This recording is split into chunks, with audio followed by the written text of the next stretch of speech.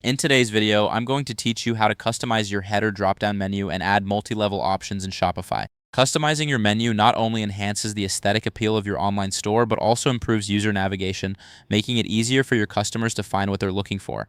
To start, let's head over to Shopify. Once you're logged in, navigate to the left-hand side of the dashboard and click on Online Store. From there, a drop-down will appear. Select Navigation. This is where you'll manage all the menus for your site. Next, click on Main Menu. This is usually the primary menu displayed at the top of your store's homepage. To add a new item to your menu, click on Add Menu Item. This is where you can create the main items that will appear in your dropdown. You'll see a field where you can enter the name of your menu item. Choose a name that clearly describes the category or page it links to. After entering the name, add the link you want this menu item to direct to. This could be a collection, a specific product, or even an external URL.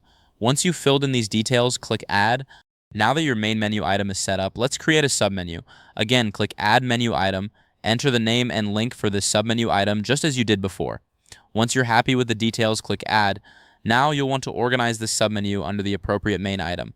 Simply drag the submenu beneath the main item and slightly to the right, you'll notice an indentation indicating that this is now a drop-down item. For those of you looking to add even more layers or a multi-level menu, it's straightforward. Start by adding another menu item, just like we did before. Then drag this new item under your existing submenu, making sure it's indented further to the right. You can repeat this process to create as many levels as necessary, allowing for a detailed and organized menu structure. Once you've arranged all your menu items and are satisfied with their placement, don't forget to click Save Menu. This action will ensure all your hard work is applied to your live store. And there you have it, a customized header drop-down menu that is both functional and visually appealing.